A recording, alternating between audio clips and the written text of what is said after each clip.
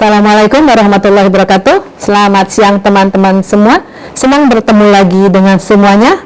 Dan pada kesempatan kali ini saya akan menyampaikan materi tentang komunikasi efektif. Masih ingat dengan saya? Pertemuan kita 2 hari yang lalu? Baik, saya ulang lagi. Nama saya Hayati, saya Widya Iswara dari BPSDM Provinsi DKI Jakarta. Dan di sini ada nomor WA saya dan juga alamat email saya. Silahkan kalau teman-teman ingin menelpon atau berkirim surat pada saya. Baik, kalau boleh tahu teman-teman semua apakah berasal dari puskesmas? Baik, kalau begitu mudah-mudahan pembelajaran kita kali ini dapat berjalan dengan lancar. Saya panggil teman-teman peserta sebagai teman-teman ya. Kemarin kita sudah mendapat materi tentang komunikasi atau 2 hari yang lalu saya sudah menyampaikan materi tentang komunikasi. Adapun hasil pembelajaran yang harus kita capai pada siang ini adalah setelah mengikuti pelatihan, peserta mampu melakukan komunikasi efektif dengan indikator keberhasilan belajarnya. Pertama, menjelaskan proses komunikasi, terus melakukan komunikasi efektif, dan juga menerapkan komunikasi efektif dalam peran sebagai koordinator Perkesmas. Kita lanjut ke pokok bahasan ya. Tapi sebelumnya saya ingin bertanya ke teman-teman. Ada yang masih ingat? Coba, Ibu Susi. Wah, bagus sekali Ibu Susi.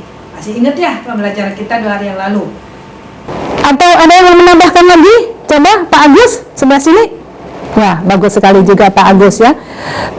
Kira-kira komunikasi itu adalah proses bertukarnya informasi dari komunikator kepada komunikan. Nah, sekarang saya ingin bertanya lagi. Kira-kira ada berapa jenis komunikasi? Ada yang bisa bantu saya? Baik. Ibu Susi kembali, silahkan Ibu Susi, ada berapa jenis komunikasi kita? Ada 3? Oh, apa saja Bu? Komunikasi verbal, oke, bagus sekali. Komunikasi non verbal. Dan satunya lagi apa? Ada yang bisa menambahkan? Komunikasi Bu Susi, ya, ada 2 Bu Susi. Komunikasi verbal dan komunikasi non verbal ya. Komunikasi verbal itu adalah komunikasi yang disampaikan secara langsung ya, dengan kata-kata maupun lambang. Sedangkan komunikasi non verbal ya non verbal ya, seperti dengan sentuhan, terus body language kita, itu komunikasi non verbal. Dalam komunikasi itu pasti ada hambatan. Kira-kira ada yang bisa menyampaikan apa hambatannya? Hambatan juga ada 2. Mungkin Bu Dia tahu apa hambatannya? Bagus sekali Bu Dia. Hambatan fisik dan hambatan non fisik. Hambatan fisik ada hambatan yang disebabkan oleh fisik kita sendiri. Misalnya hambatan fisik itu hambatan misalnya kesalahan kita dalam mengucap atau adanya kelainan dalam perbal kita. Sedangkan hambatan selain itu hambatan fisik juga misalnya adanya gangguan sistem pendengaran ya. Kemudian kalau hambatan non fisik itu hambatan yang disebabkan karena lingkungan sekitar kita saat kita melakukan komunikasi. Misalnya adanya kebisingan atau kita berkomunikasi ada orang yang lalu lalang di depan kita, itu bisa menghambat komunikasi. Sekarang kita akan masuk ke komunikasi efektif nih. Ada 3 pokok bahasan yang akan kita bahas pada siang ini, yaitu pengertian komunikasi efektif, kemudian prinsip dari komunikasi efektif, dan teknik bagaimana komunikasi efektif itu kita laksanakan. Ada yang tahu apa komunikasi efektif? Coba Ibu Ida. Wah, bagus sekali Ibu Ida ya. Ada yang mau menambahkan kembali? Apa itu komunikasi efektif? Ibu Muti? Wah, bagus juga. Komunikasi efektif adalah pertukaran informasi, ide, perasaan yang menghasilkan suatu perbuatan dari sikap, sehingga terjalin hubungan yang baik antara pemberi pesan dengan penerima pesan. Itu komunikasi efektif. Ini tadi proses komunikasi ya. Adanya pengirim pesan, adanya pesan, dan adanya penerima pesan. Komunikasi efektif tadi ya. Kemudian kita ini pengertian komunikasi efektif yang sudah saya sampaikan. Kemudian kita bagaimana cara kita menilai bahwa komunikasi yang kita laksanakan sudah efektif atau belum? Ada yang tahu? Bagus sekali Pak Ali. Coba. Iya, betul sekali. Jadi untuk menilai komunikasi kita efektif atau tidak, kita lihat hasil akhir atau tujuan dari komunikasi itu tercapai atau tidak. Kalau sudah tercapai tujuan sesuai dengan yang kita inginkan, maka komunikasi kita sudah efektif. Nah, di sini kita masuk ke pokok bahasan kedua, yaitu prinsip-prinsip komunikasi efektif. Ini ada 7. Di sini ada 7 prinsip yang tidak boleh kita lupakan. Pertama adalah prinsip keterbukaan.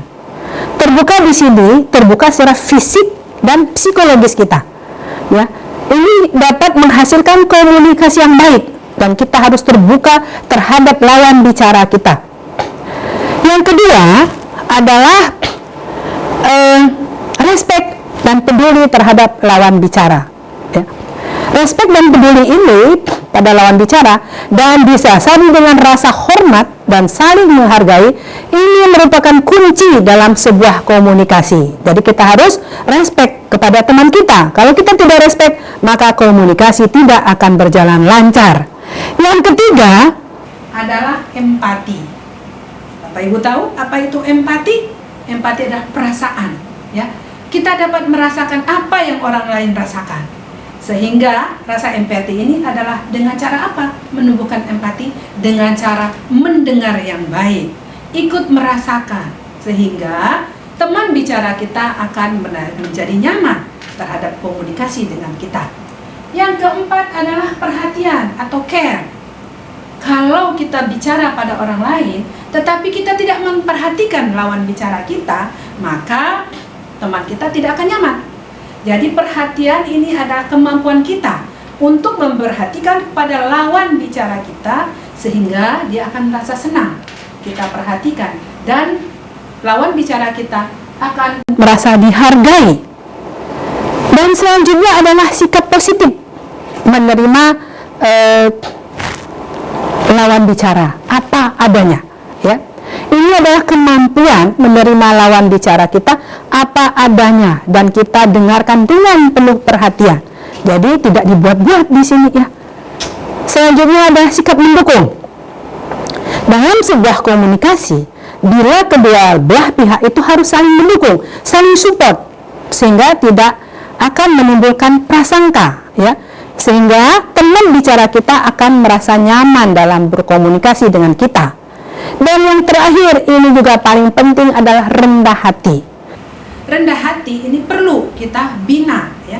Karena rendah hati itu akan menimbulkan kasih sayang, saling membutuhkan dan saling menghormati. Dengan 7 prinsip ini diharapkan kita bisa melakukan atau menjalin sebuah komunikasi yang efektif.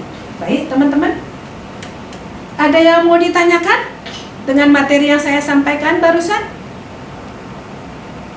Baik, tidak ada ya. Mudah-mudahan bisa dipahami, ya. Kita masuk ke selanjutnya adalah 5 sikap positif yang harus kita buat untuk berkomunikasi pada lawan bicara kita. Pertama adalah keterbukaan. Keterbukaan di sini kita terbuka menerima masukan dari orang lain, ya. Kita terbuka menerima kritikan dari orang lain, dan kritikan atau keterbukaan sini bukan berarti kita buka-bukaan identitas kita, tidak. tetapi kita membuka informasi secara utuh kita berikan kepada orang lain, sehingga orang lain itu menerima informasi yang kita berikan utuh dan tidak sepotong-sepotong. Itu ya. Yang kedua adalah empati, sikap empati ya. Ini adalah kemampuan diri kita untuk merasakan apa yang orang lain rasakan, sehingga kita dapat menilai atau merasakan apa yang ia rasakan. Agar apa kita empati? Agar komunikasi kita lancar dan tumbuh rasa saling menerima dan mengerti keadaan orang lain. Selanjutnya adalah sikap mendukung ya. Sikap mendukung ya, ini masing-masing pihak. Kalau berbicara kan kita dua orang ya, masing-masing mendukung pembicaraan ini. Jadi tidak kita yang aktif saja, tetapi teman kita, lawan kita harus ikut juga aktif, berperan serta, mendukung, merespon, dan akan timbul spontan dari jawaban, lugas ya. Jadi bukan sebuah komunikasi yang ngeyel ya, yang bertahan dengan pendapat. Kalau ngeyel itu bukan komunikasi yang efektif ya. Selanjutnya adalah sikap positif. Sikap positif ini adalah membantu lawan bicara kita untuk memahami apa pesan yang akan kita sampaikan ya. Dalam memberikan pesan ini kita harus tahu karakteristik lawan bicara kita. Jadi jangan kita menggunakan bahasa yang tidak dimengerti oleh lawan bicara kita. Kenapa? Karena kita harus memastikan bahwa tujuan dari komunikasi tersebut tersampaikan. Kita lanjut, yang kelima adalah kesetaraan. Dalam komunikasi itu harus setara. Tidak boleh ada yang lebih tinggi, ada yang lebih rendah ya dalam sebuah proses komunikasi. Tapi kita setara. Posisi kita harus sama. Jadi kalau lawan bicara kita duduk, maka kita cari posisi duduk juga. Tetapi kalau lawan bicara kita itu berdiri, kita pun harus berdiri. Tetapi dalam kesetaraan ini, body language kita harus kita perhatikan. Jangan kita bicara tapi tangan kita begini, itu nggak boleh. Itu nggak setara ya. Atau kita lagi ngomong sambil begini ke teman kita, itu tidak setara. Setara itu adalah sama kedudukan antara kita dengan lawan bicara. Baik, kita lanjut ke teknik selanjutnya, adalah teknik komunikasi efektif. Ada yang tahu teknik komunikasi efektif? Ya, Bu Panca? Bagus sekali, Bu Panca ya.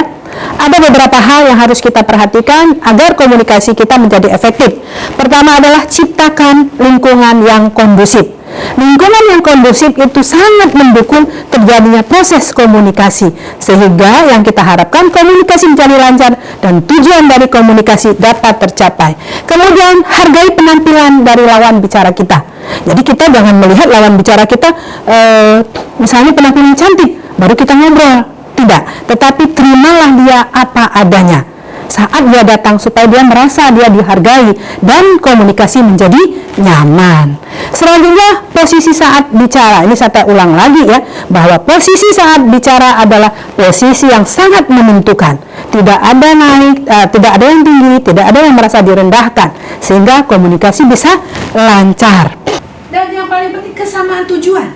Di sini adalah komunikasi yang tujuannya sama, itu akan memperlancar proses komunikasi, dan tujuan dari komunikasi dapat tercapai dengan baik. Nah, ini juga sebelum kita lanjut ke teknik komunikasi efektif, ini ada 8 teknik. Ada yang mau ditanyakan? Teman-teman semua bisa dipahami? Baik, kalau bisa dipahami, alhamdulillah ya. Kita lanjut ke 8 teknik komunikasi efektif menurut Endar Sugiarto. Pertama, pusatkan perhatian saat bicara pada lawan bicara kita. Jadi jangan kita lilir ke kanan, lilir ke kiri, ya nggak bagus. Yang kedua, manfaatkan waktu secara efisien. Jadi jangan komunikasinya muter-muter, tapi langsung pada tujuan. Yang ketiga, hargai lawan bicara kita. Yang keempat, bina hubungan baik dan harmonis. Ini akan sangat memperlancar komunikasi kita. Terus beri penjelasan dan informasi sebaik mungkin pada lawan bicara kita agar dia tahu apa maksud dari hubungan pembicaraan tersebut. Terus mengetahui keinginan lawan bicara kita. Apakah dia memang siap untuk bicara dengan kita atau tidak, ya? Terus jelaskan tujuan dari komunikasi tersebut, dan terakhir ini juga paling penting, merujuk kepada yang lebih kompeten bila kita ada keterbatasan atau hambatan dalam komunikasi. Misalnya masalah yang kita bicarakan dengan lawan bicara kita kurang paham, maka kita harus tanyakan kepada yang lebih paham dari maksud tersebut. Begitu ya teman-teman semua. Baik, demikian materi yang bisa saya sampaikan. Ada yang ingin ditanyakan? Bisa dipahami semua? Kalau tidak ada yang mau ditanyakan, saya simpulkan pembelajaran kita siang ini. Komunikasi efektif adalah proses pertukaran informasi, ide, perasaan yang menghasilkan suatu perubahan dari sikap sehingga terjalin hubungan yang baik antara pemberi pesan dan penerima pesan. Dan komunikasi efektif adalah komunikasi yang terjadi dua arah, ya, dengan prinsip kesetaraan dan adanya rasa empati pada diri kita. Demikian teman-teman, mudah-mudahan materi tadi bisa diterima, dan ini ada sebuah kata-kata bijak, ya. Komunikasi adalah tiket menuju sukses jika kamu memperhatikan dan belajar melakukannya secara efektif. Terima kasih atas perhatiannya, dan mohon maaf apabila ada salah-salah kata dalam penyampaian. Billahi taufiq wal hidayah. Wassalamualaikum warahmatullahi wabarakatuh. Sampai ketemu pada pertemuan selanjutnya dengan materi peran koordinator dalam komunikasi.